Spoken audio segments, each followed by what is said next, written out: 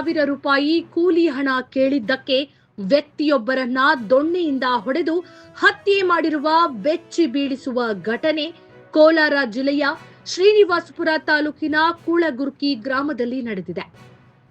ಕೋಲಾರ ಜಿಲ್ಲೆಯ ಶ್ರೀನಿವಾಸಪುರ ತಾಲೂಕಿನ ಕೂಳಗುರ್ಕಿ ಗ್ರಾಮದಲ್ಲಿ ಕೂಲಿ ಹಣ ಕೇಳಿದ್ದಕ್ಕೆ ವ್ಯಕ್ತಿಯೊಬ್ಬನನ್ನ ಅಟ್ಟಾಡಿಸಿ ದೊಣ್ಣೆಯಿಂದ ಹೊಡೆದು ಕೊಲೆ ಮಾಡಿರುವ ಆರೋಪ ಕೇಳಿಬಂದಿದೆ.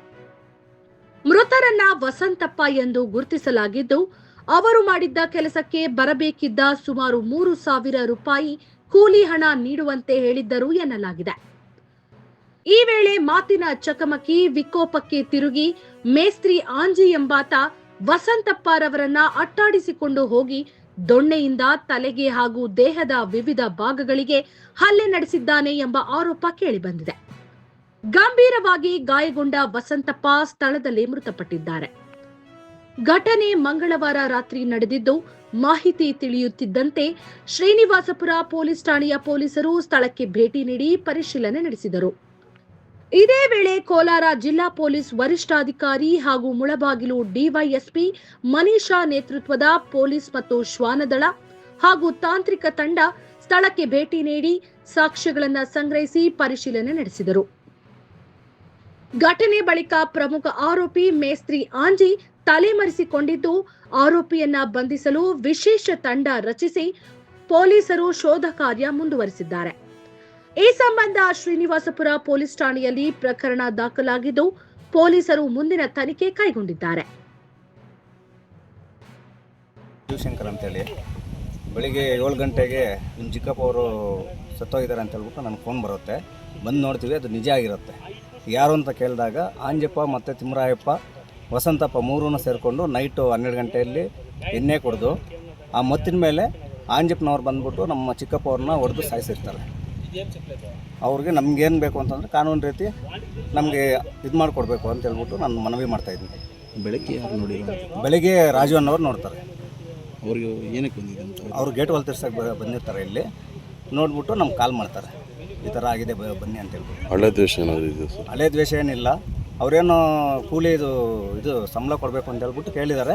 ಮಾತಿಗೆ ಬೆಳ್ಕೊಂಡು ಈ ಥರ ದೊಡ್ಡದಾಗಿದೆ. ಅರ್ಥ ಆಗಲಿಲ್ಲ. ಕೂಲಿ ಸಂಬಳ?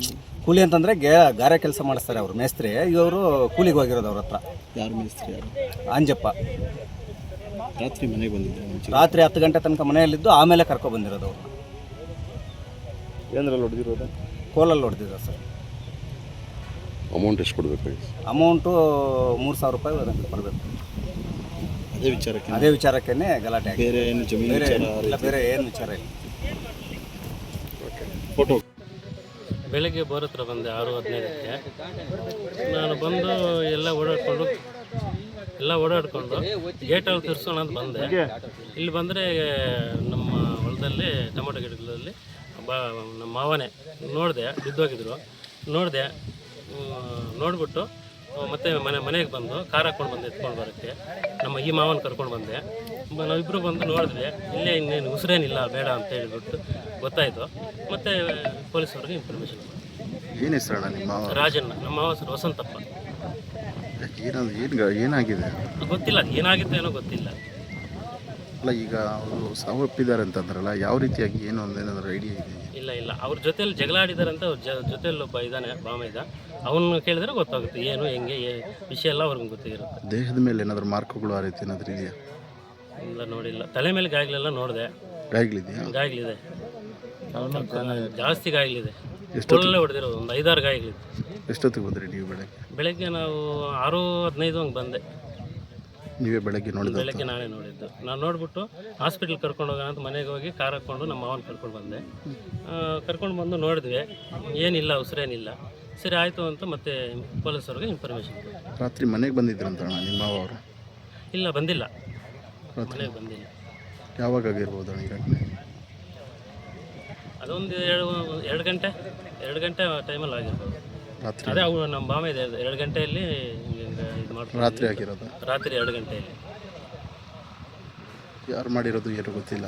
ಅಲ್ಲ, ಇದಾನಲ್ಲ ಜೊತೆಯಲ್ಲಿ, ಅವ್ನು ಕೇಳಿದರೆ ಗೊತ್ತಾಗುತ್ತೆ. ತಿಮ್ಮರಾಯನ್ ಕೇಳಿದರೆ ಗೊತ್ತಾಗುತ್ತೆ. ಎಲ್ಲಿದ್ದಾರೆ ಅವರು? ಅವರು ಸ್ಟೇಷನಲ್ಲಿದ್ದಾರೆ. ಜೊತೆಯಲ್ಲಿದ್ದರು ಅವ್ರು ನಿಮ್ಮ ಮಾವ ಜೊತೆ ರಾತ್ರಿ? ಇದ್ರಂತ, ಅವ್ರು ಜೊತೆಯಲ್ಲೇ ಇದ್ದಾರೆ.